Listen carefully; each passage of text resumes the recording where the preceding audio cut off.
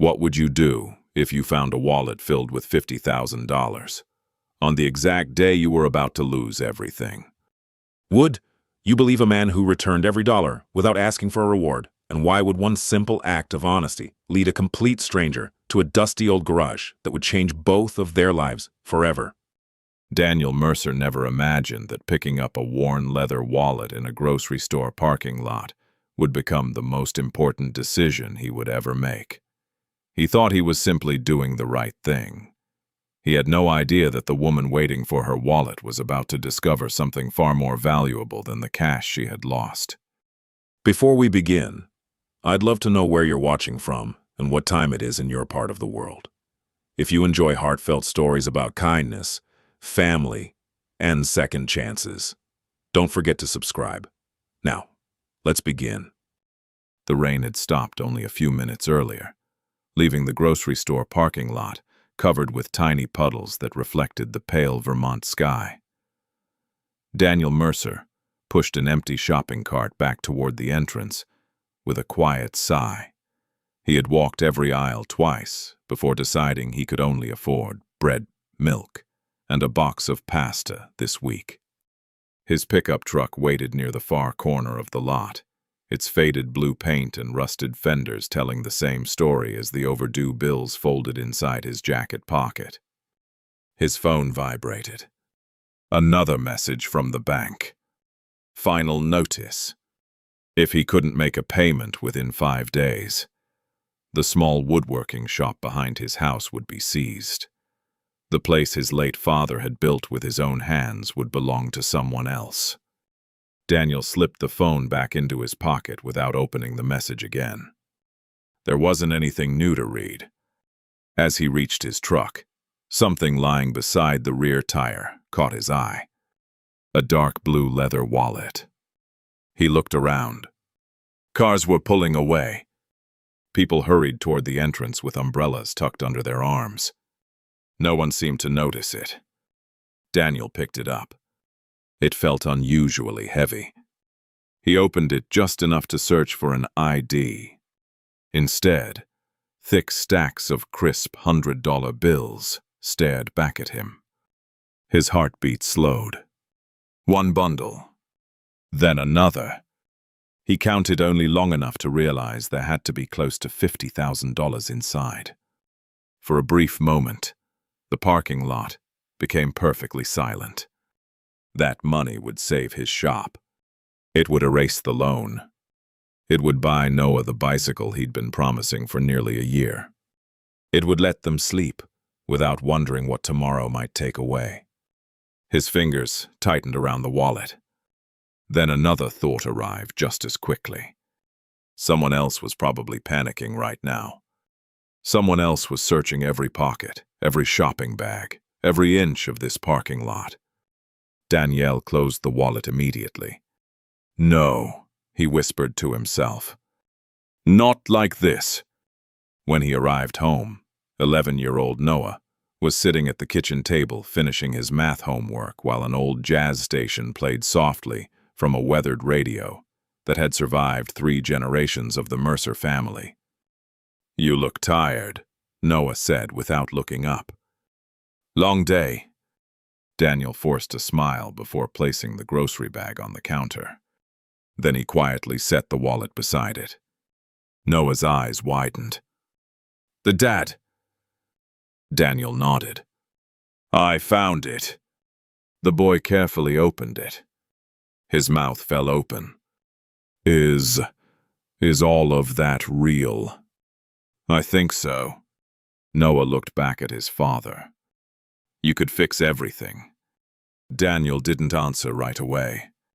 Instead, he walked toward the workshop window. Beyond the glass stood the small garage where unfinished wooden toys, rocking horses, repaired library chairs, and community projects waited patiently for hands that refused to give up. After a long silence, he finally spoke.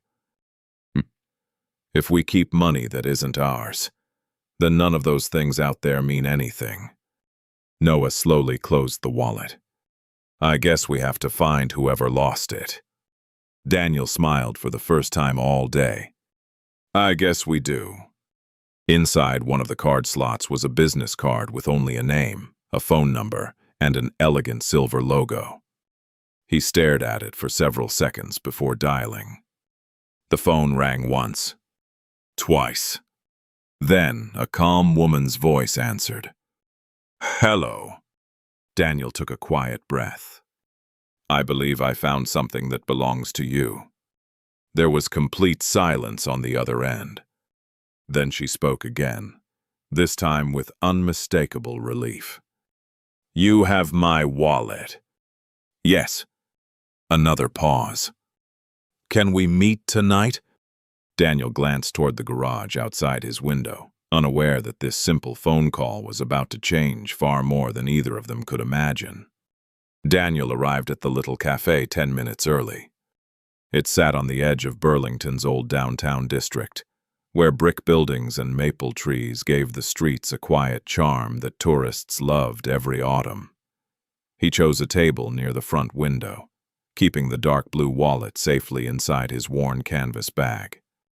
He wasn't nervous about returning it. He was nervous about what might come after. 5 minutes later, a dark, gray SUV stopped outside. A woman stepped out, dressed in a simple camel-colored coat instead of the expensive business suit Daniel had expected. She looked to be in her early 40s, composed but exhausted, as if she hadn't slept the night before. She walked directly toward him. You must be Daniel. I'm Evelyn Carter. Neither of them reached for a handshake. Daniel quietly placed the wallet on the table. I think this belongs to you. Evelyn opened it immediately. Her hands moved quickly through the cash, the credit cards, and several folded documents before she finally let out a long breath. It's all here. Daniel simply nodded. I didn't count everything. She looked at him with visible surprise. You didn't? I only checked enough to know whose wallet it was. For several seconds, Evelyn studied his face, almost as though she expected to find something hidden behind his calm expression. Instead, she reached into her purse and removed an envelope. I'd like you to have this. Daniel didn't touch it. What's inside? A reward. You don't have to. I insist. You shouldn't. She smiled politely. It's $10,000. Daniel blinked. The amount was nearly enough to stop the bank from taking his workshop. For one brief moment, his thoughts drifted to Noah, to the overdue loan, to the cracked roof over the garage. Then he gently pushed the envelope back across the table. I'm sorry. Evelyn frowned. Not enough. Daniel looked genuinely confused. It isn't about the amount. Then what is it about? I returned your wallet because it was yours. Silence settled between them. People laughed quietly at nearby tables while coffee cups clinked against ceramic plates, but neither of them noticed. Evelyn folded her hands. I've lost things before. Daniel waited. Usually people ask for something. He smiled faintly. I'm sure they have their reasons. And yours? I already have mine. She looked puzzled. What reason is that? Daniel glanced toward the cafe window. My son. Evelyn followed his eyes even though Noah wasn't there. When he grows up, I want him to believe that doing the right thing isn't something you sell. For the first time since entering the cafe, Evelyn lowered her guard. Not completely. Just enough to wonder whether she had misjudged the quiet man sitting across from her. She slipped the unopened envelope back into her purse. I owe you more than a thank you. You don't owe me anything. I think I do. Daniel stood. I should get back. I've got work waiting. As he picked up his bag, Evelyn spoke again. Daniel. He turned. Or would you let me see your workshop sometime? His expression changed instantly. The warmth disappeared, replaced by quiet hesitation. My workshop? Yes. I don't think that's necessary. I'd still like to see it. Daniel searched her face, trying to understand why returning a wallet had suddenly become an invitation into his life. After several long seconds, he gave a reluctant nod.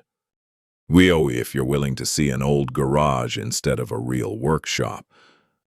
Evelyn smiled for the first time that evening. I'll be there tomorrow morning. Daniel watched her leave, unaware that behind the weathered wooden doors of his humble garage waited something Evelyn Carter would never forget. The next morning arrived wrapped in cool autumn air.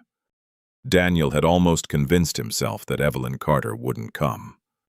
People from comfortable lives rarely kept appointments with men who worked in garages behind weathered houses. But just after 9 o'clock, the familiar gray SUV rolled slowly into his gravel driveway. Daniel wiped the sawdust from his hands before stepping outside. You actually came. Evelyn smiled. I said I would. He hesitated before leading her toward the detached garage behind the house. It's not much. I'm not here to judge. Daniel wasn't sure he believed that. The old wooden door groaned as he pushed it open. Warm sunlight slipped through dusty windows, filling the room with floating specks of sawdust that shimmered in the air. The scent of fresh pine, cedar, and linseed oil surrounded them. Evelyn stopped after only 2 steps. She had expected clutter. She had expected broken furniture waiting for customers. Instead, she found something entirely different. Along one wall stood half-finished rocking horses, each carefully sanded, but still waiting for paint. Nearby, several antique library chairs rested upside down on workbenches with handwritten labels attached to them. Another corner held church pews with missing armrests. There were children's desks, stacked neatly beside shelves filled with carved wooden toys. None of them looked expensive. All of them looked loved. You made these? Evelyn asked quietly. Daniel shook his head. Some of them. And the rest? I repair them. She walked deeper into the garage. Every project carried a small note. Maple Street Elementary. St. Andrew's Church. Westside Public Library. Community Youth Center. She looked back at him. These aren't private customers. No. Then who pays you? Daniel smiled awkwardly. Most of them can't. Evelyn blinked. You mean? I do one community project every month. For free. If I can. She stared at the rows of carefully restored furniture. Why? Daniel picked up an old wooden toy truck missing one wheel. My father believed every object has a story. He gently turned the little truck over in his hands. He used to tell me that if something was built with love, it deserved one more chance before anyone threw it away. Evelyn listened without interrupting. He wasn't really talking about furniture, was he? Daniel smiled. No. For several moments, neither of them spoke.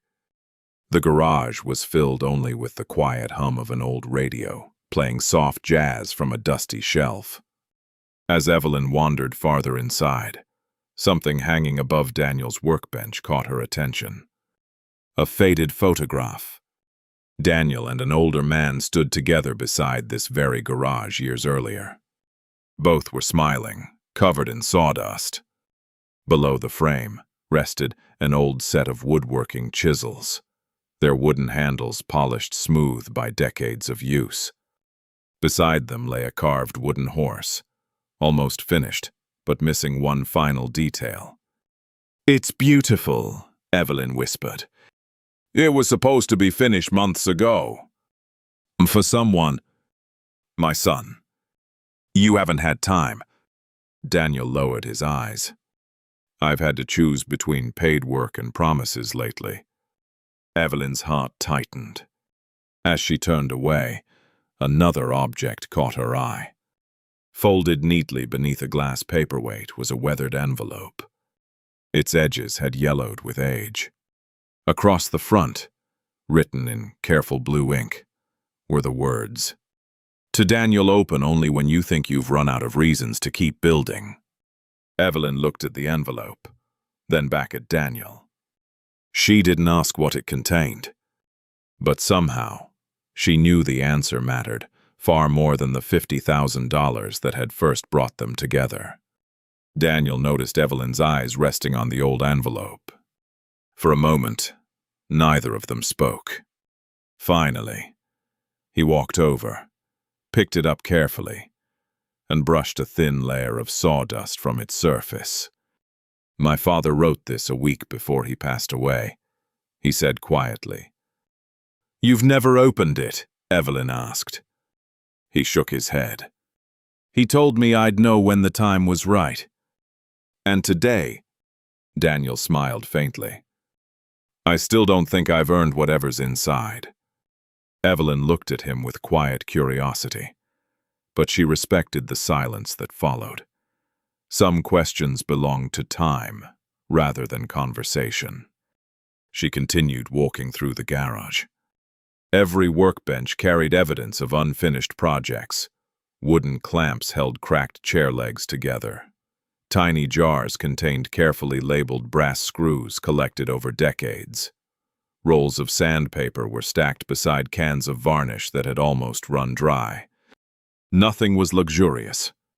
Everything was cared for. "You really repair all of these without charging?" she asked again.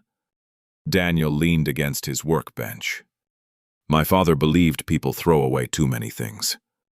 "Furniture." He smiled. "Not just furniture." She waited. "Or when I was 12, I accidentally broke a rocking chair he'd spent weeks building." "You must have been terrified." "I was—" "What did he do?" Daniel looked toward the unfinished wooden horse. "He handed me the glue." Evelyn frowned slightly. "He made you fix it." "Why," he said, "if something can still be repaired, you don't throw it away. You learn how to mend it." He paused. It took me years to realize he wasn't teaching woodworking. The words lingered in the quiet garage. Outside, a gentle breeze stirred the orange maple leaves across the driveway. Evelyn slowly nodded. "And so every month, I choose one project that belongs to someone who couldn't afford to pay. A school. Sometimes. A church. Sometimes. A library." Daniel smiled. "Children deserve sturdy desks. Readers deserve chairs that don't wobble." She looked around once more. "And you've never told anyone?" He laughed softly. "What would be the point?" "For people to know. I'd rather they simply enjoy using what was repaired." For the first time in many years, Evelyn found herself standing beside someone who measured success in completely different ways than she did. Then she noticed something else. Near the office door hung a calendar. Several dates were circled in red. One of them was only 5 days away. Below it, written in black marker, were 3 words. "Bank deadline. Friday." She looked back at Daniel. "You said business has been slow." "It has." "How slow?" Daniel hesitated. "Slow enough." She could tell he was choosing his words carefully. "What happens on Friday?" He looked away. "If I can't make the payment." He didn't finish the sentence. He didn't need to. At that exact moment, Noah stepped into the garage carrying 2 mugs of coffee. "Morning," he said cheerfully before noticing Evelyn. Oh, hi. Daniel introduced them. After a few polite words, Noah quietly placed one mug beside his father. As he turned to leave, Evelyn noticed the boy glance nervously toward the calendar before lowering his eyes. The silence that followed said far more than any explanation could. A few minutes later, Evelyn thanked Daniel for showing her the workshop and walked toward her SUV. Before she opened the driver's door, she looked back one last time. Daniel was already inside again, sanding an old library chair as though nothing else in the world mattered. Then his phone rang. He answered. The color drained from his face. Even from across the driveway, Evelyn could hear only one sentence spoken through the receiver. Mr. Mercer, this is your final notice. If payment isn't received by Friday morning, the property will enter foreclosure proceedings. Daniel closed his eyes. When the call ended, he remained standing perfectly still in the middle of the garage, surrounded by all the things he had spent years saving, while realizing he might not be able to save the place that had saved him. Daniel barely slept that night. The bank's final warning echoed in his mind long after the lights in the house had gone out. He lay awake, listening to the wind tapping branches against the bedroom window, wondering how many more mornings he would wake up with a workshop waiting behind the house. At breakfast, Noah quietly pushed a plate of toast toward him. "You didn't sleep much?" Daniel smiled without much success. "I've had better nights." Noah looked down at his cereal. "We could sell some of the tools." Daniel shook his head immediately. "No." "The old truck?" "No." "The rocking horses?" "They're already promised." Every suggestion was met with the same answer. Noah sighed. "You always say no before you even think about it." The words stung more than Daniel wanted to admit. Before he could respond, a familiar gray SUV pulled into the driveway. Evelyn stepped out carrying a slim leather folder. "I hope I'm not interrupting." "No," Daniel replied, though he wasn't sure that was true. Inside the garage, Evelyn looked around once more before placing the folder on his workbench. "I spoke with my financial advisor this morning." Daniel raised an eyebrow. She opened the folder. "I'd like to pay off your loan." The room became completely still. Daniel stared at the documents without touching them. "It isn't a loan from me," Evelyn continued. "It would be a gift." "No." She blinked. "You haven't even looked." "I don't need to." "Daniel." "No." Her expression softened. "Please don't answer out of pride." "I'm answering because it's the wrong solution. You returned $50,000 when you needed it more than I did. That doesn't mean I should accept charity." "This isn't charity." "What would you call it?" "A thank you." Daniel slowly closed the folder and pushed it back toward her. "If I take this, every chair I repaired, every toy I carved, every lesson I've tried to teach Noah." He paused, searching for the right words. "They'll stop meaning what I wanted them to mean." Evelyn leaned against the workbench. Or maybe they'll prove that kindness has a way of coming back." Daniel looked away. "My father spent his whole life teaching me to stand on my own feet." "And what if standing alone isn't the lesson he wanted you to learn?" Daniel had no answer. The silence stretched between them. Just outside the garage, Noah had heard enough. He quietly stepped inside. "Dad." Daniel turned. "It's okay." "No, it isn't." The boy looked from his father to Evelyn. "If someone wants to help us, why is that wrong?" Daniel opened his mouth but found nothing convincing to say. Was accepting help surrender? Or was refusing it becoming another kind of mistake. For the first time, even he wasn't sure. Evelyn gently picked up the folder. "I'm not asking you to decide today." She walked toward the door before stopping.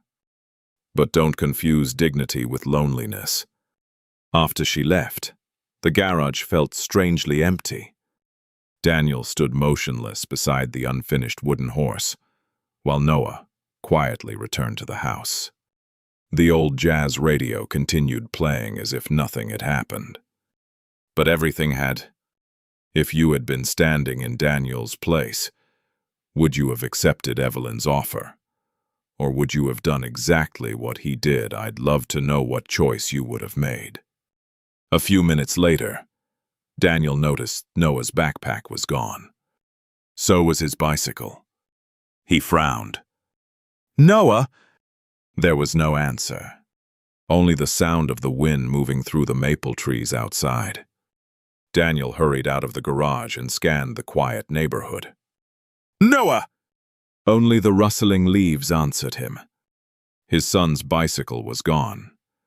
But Daniel noticed something else, almost immediately.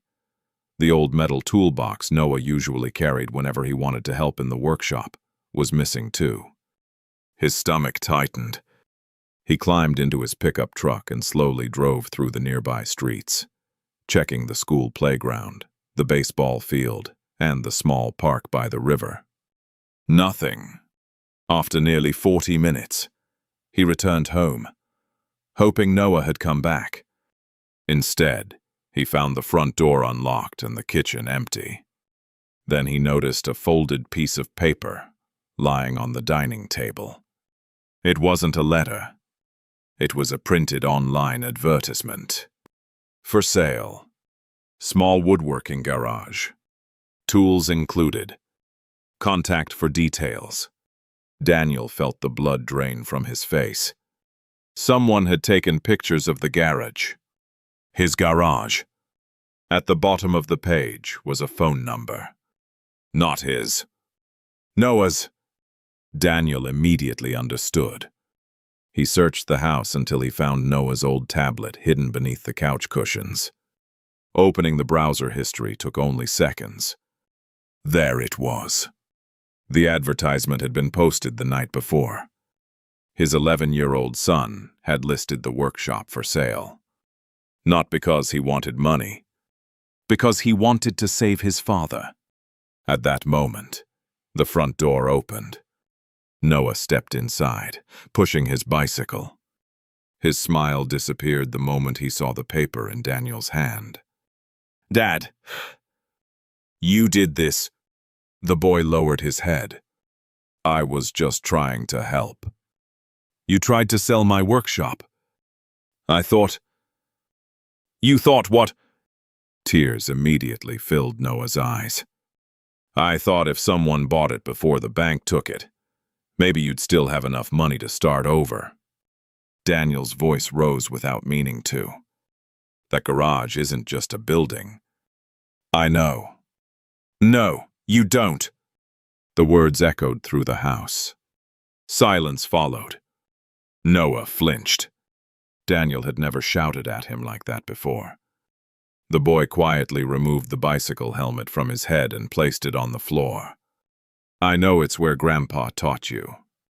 His voice trembled. "I know it's where you taught me how to sand wood." Another tear rolled down his cheek. "I know you love it." He looked directly at his father. "But I love you more." Daniel couldn't breathe. Every angry word he had spoken collapsed under the weight of that simple sentence. Noah wiped his face with his sleeve. "I don't care about the garage. I just don't want you to keep pretending everything is okay." Without waiting for an answer, he quietly walked past his father and disappeared into his bedroom. The door closed with a soft click. Daniel remained standing in the middle of the kitchen. The advertisement was still trembling in his hands. He suddenly realized that his greatest mistake wasn't refusing Evelyn's money. It wasn't fighting the bank. It wasn't working too many hours. It was believing that carrying every burden alone was protecting his son. When, in reality, it had only taught Noah to carry burdens alone as well. Daniel slowly folded the paper and looked toward the closed bedroom door. "I'm so sorry," he whispered, though Noah couldn't hear him. Just then, his phone vibrated. The caller ID displayed Evelyn Carter. Daniel hesitated before answering. Her voice was calm but urgent. "Daniel, I think I've found another way." He closed his eyes. For the first time in years. Instead of saying no immediately, he simply listened. Daniel stood outside Noah's bedroom door for nearly 10 minutes. He raised his hand to knock more than once, but every time, he lowered it again. Some apologies couldn't be shouted through a closed door. They had to be earned. When morning came, Noah's bed was empty. His backpack was gone again. This time, Daniel didn't panic. He thought. There was only one place Noah always went whenever he needed to be alone. The old public library. Daniel drove there slowly, parking across the street beneath a row of bright red maple trees. Inside, the library was quiet except for the soft turning of pages and the gentle hum of the heating system.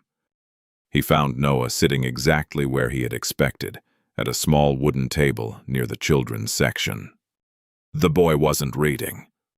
He was absent-mindedly running his fingers across the smooth edge of one of the reading tables. Daniel recognized it immediately. Years earlier, he had repaired that very table after one of its legs had split. He walked over quietly. "Mind if I sit down?" Noah nodded without looking up. For several moments, neither of them spoke. Finally, Daniel rested both hands on the table. "You know." He smiled sadly. "I remember fixing this." Noah traced a tiny groove in the wood. "You told me every scratch had a story." "I did. You also said broken things could still become useful again." Daniel swallowed. "I did." Noah looked at him for the first time since yesterday. "Does that include people?" The question landed harder than any accusation ever could. Daniel's eyes filled with regret. "It has to." He leaned forward. "I'm sorry. I shouldn't have yelled. I shouldn't have made you feel like you had to solve grown-up problems." Noah stayed quiet. Daniel continued. "I thought I was protecting you, but I was really shutting you out." The boy stared down at his hands. "I was scared. I know. I kept hearing you talk to the bank after you thought I was asleep." Daniel closed his eyes. "I didn't want you carrying that. But I already was." The words broke something inside him. Without thinking, Daniel reached across the table. This time, Noah took his hand. "I don't need a bigger house," Noah whispered.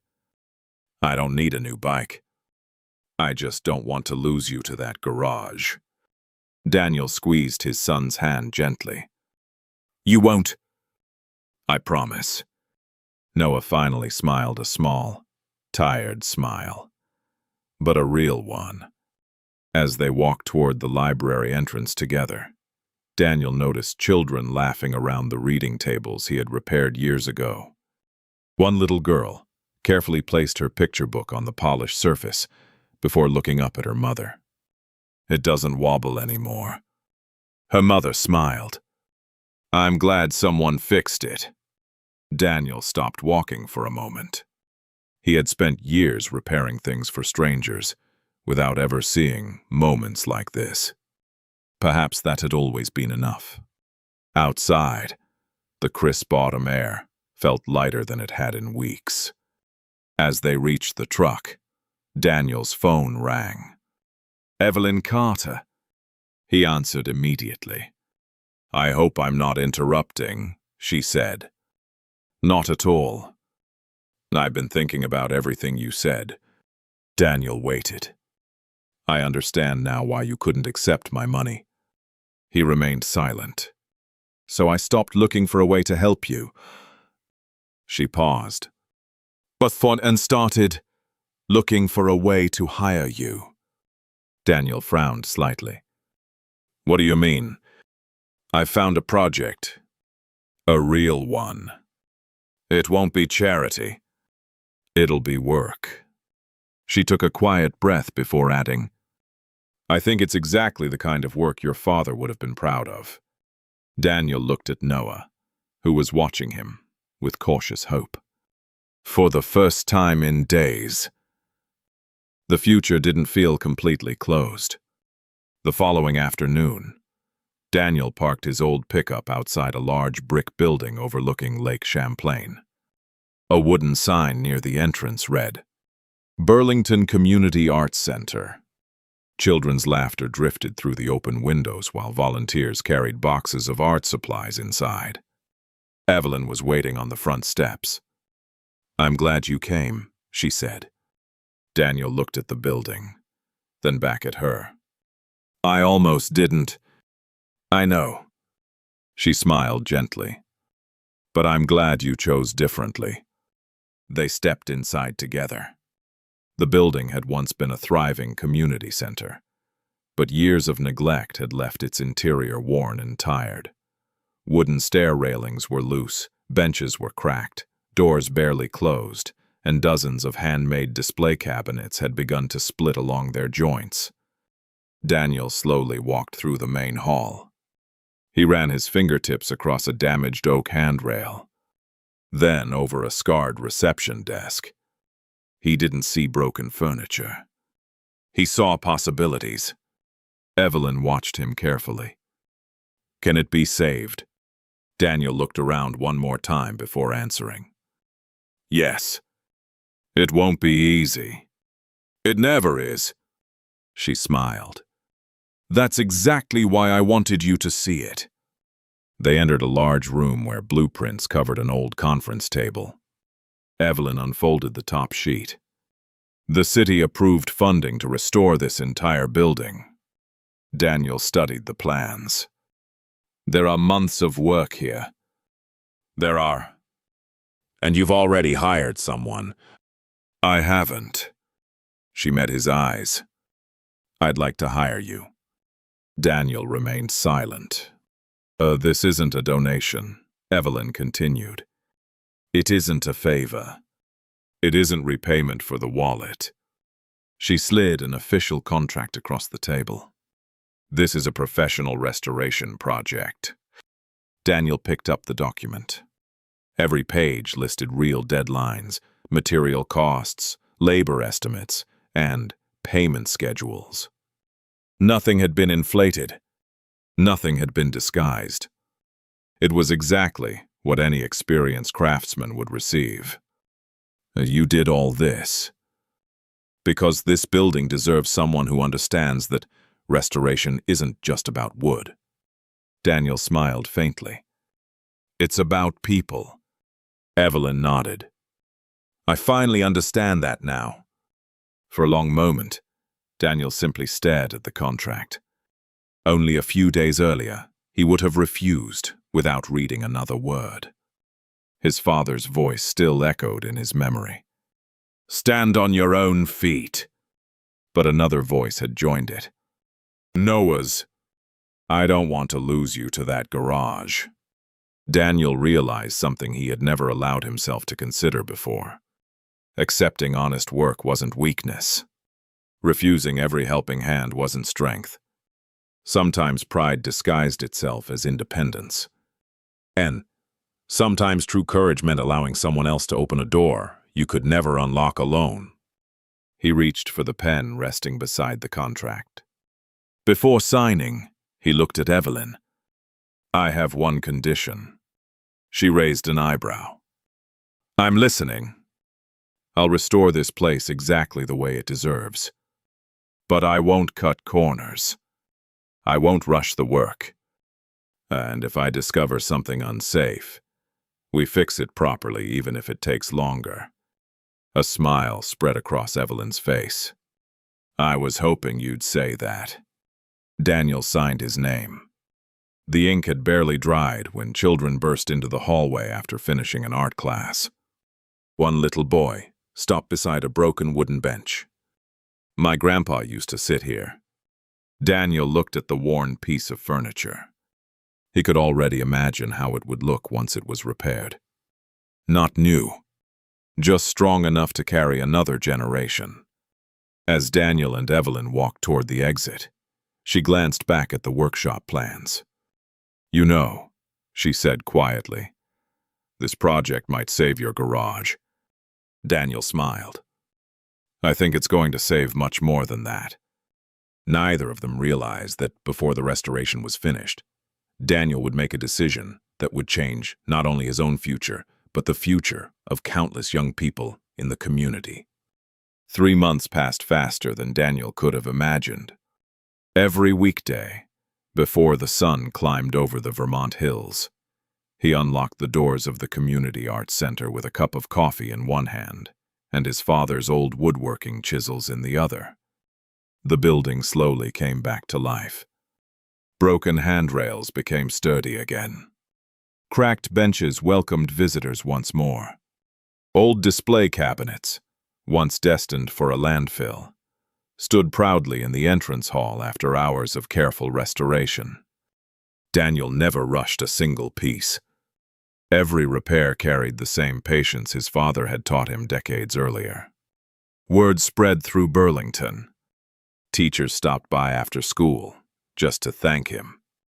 Retired craftsmen volunteered on weekends. Parents brought their children to watch real woodworking instead of watching videos on their phones. One afternoon, Noah walked into the workshop carrying the unfinished wooden horse that had sat untouched in the garage for months. I think it's time, he said with a smile. Daniel looked at it quietly. I think you're right. Father and son spent the evening sanding, carving, and polishing together. When they placed the final coat of finish on the little horse, Daniel realized it wasn't just a toy anymore. It was a promise he had finally kept. The following week, Evelyn visited the workshop carrying updated project reports.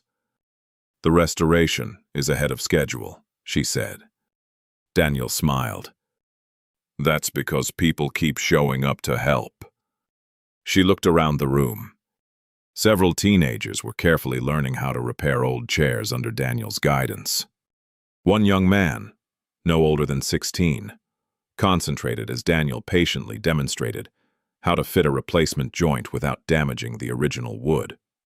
Evelyn watched silently for several minutes. I didn't know you were training apprentices. Daniel shrugged. They asked if they could learn.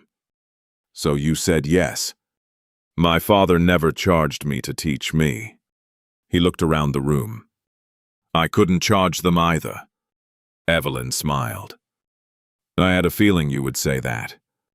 She reached into her briefcase and handed Daniel a financial summary. The city council wants to expand the restoration program next year. Daniel nodded politely. Then he folded the report and handed it back. I'll agree on one condition. She laughed softly. You always have one. I want part of the budget reserved for free vocational workshops. She looked at him curiously. For teenagers. For anyone willing to learn. They don't need perfect grades. They don't need expensive tools. They just need someone willing to believe they can build something worth keeping. Evelyn lowered the papers. For a long moment, she couldn't find the right words. Months earlier, she had believed returning a wallet was the story. Now she understood it had only been the beginning. The real gift had never been honesty alone. It had been Daniel's quiet determination to leave every person, every place, and every broken thing a little better than he had found it. As the afternoon sunlight streamed through the workshop windows, Children laughed while testing newly repaired chairs. Volunteers carried restored tables into the community hall, and Noah carefully placed the finished wooden horse in the display case near the entrance. Daniel looked around without saying a word. Nothing here had happened because someone had given him money. It had happened because someone had given him an opportunity to earn it with dignity. Evelyn quietly stood beside him. "Do you ever wonder what would have happened if you hadn't picked up my wallet?" Daniel smiled toward the busy workshop. "I don't." "Why not?" "Because sometimes life isn't changed by what we find." He glanced at Noah, laughing with the apprentices across the room. "It's changed by what we choose to do after we find it." As evening settled over the restored building, neither of them knew that one final surprise still awaited a moment that would reveal the true legacy Daniel had created, not in wood, but in the hearts of the people around him. Spring arrived quietly in Burlington. The maple trees that had once dropped bright autumn leaves across Daniel's driveway now stretched fresh green branches toward the morning sun. Birds filled the air with familiar songs as Daniel unlocked the doors of his garage, no longer worried about foreclosure notices waiting in the mailbox. The workshop looked different now, not because it had become larger or more modern, because it was alive. Young apprentices carefully measured pieces of oak while retired craftsmen offered advice from nearby benches. Noah moved confidently between them, handing out clamps and laughing as he demonstrated how to sand a wooden toy without rounding its edges. Daniel watched them for a moment before smiling to himself. Years ago, he had believed the workshop existed to preserve furniture. Now he understood it existed to preserve people. Later that afternoon, the Burlington Community Arts Center held its reopening. There were no television cameras, no grand speeches, no oversized ribbon waiting to be cut. Families simply wandered through the restored building, admiring the handmade railings, polished benches, and display cabinets that once seemed beyond saving. Daniel preferred it that way. While everyone gathered inside the main hall, he quietly slipped away to the children's reading room. He sat on one of the library chairs he had repaired months earlier. Within minutes, several children rushed in carrying books almost too large for their small hands. Without knowing who he was, they climbed onto the sturdy chairs, opened their stories, and began reading together. One little girl gently ran her hand across the smooth wooden table. "My grandma said this place used to be broken." Her older brother smiled. "It doesn't look broken anymore." Daniel lowered his eyes. Neither child knew that he had repaired the table. Neither child needed to know. Watching them enjoy it was more than enough. A few moments later, Evelyn quietly entered the room. She sat beside him without saying anything. After a long silence, she finally spoke. "I spent months trying to figure out why you returned that wallet." Daniel smiled softly. "And did you?" "I think so." She looked around at the children. "You never saw money as something that could change a life." He shook his head. "I've seen money solve problems. But kindness." He watched Noah helping a younger boy choose a book across the room. And kindness changes people. Evelyn reached into her handbag. Daniel laughed before she even removed her hand. "If that's another reward." She smiled. "It isn't." Instead, she placed the old blue leather wallet on the table. "I found this while cleaning my office. I thought you should have it." Daniel looked at the wallet for several seconds before opening it. Inside, where the stacks of cash had once rested, Evelyn had placed a handwritten note. "Thank you for reminding me that the most valuable things we carry can never fit inside a wallet." Daniel folded the note carefully and slipped it back inside. I'll keep this. I hoped you would. As the afternoon sunlight filled the room, Noah walked over carrying the finished wooden horse. Dad, he said with a grin. I think Grandpa would have liked this one. Daniel rested a hand on his son's shoulder. I think he already does. Outside, laughter echoed across the courtyard as families filled the restored community center. Inside the old workshop, another group of students waited to begin learning their first lesson. Daniel stood, smiled, and walked toward them. There would always be more broken things in the world. Now there would also be more people who knew how to repair them. Thank you for spending this time with us. Before you go, we'd love to ask you something. If you had found that wallet on the hardest day of your life, what would you have done, and has someone ever changed your life, not with money, but with a simple act of kindness you never forgot? Share your story in the comments. We read every one, and your experience might encourage someone else who needs hope today. If this story touched your heart, please like this video, subscribe to the channel, and join us for more heartfelt stories about family, integrity, forgiveness, and second chances. Until next time, remember, sometimes the greatest treasures are not the things we keep, but the goodness we choose to leave behind.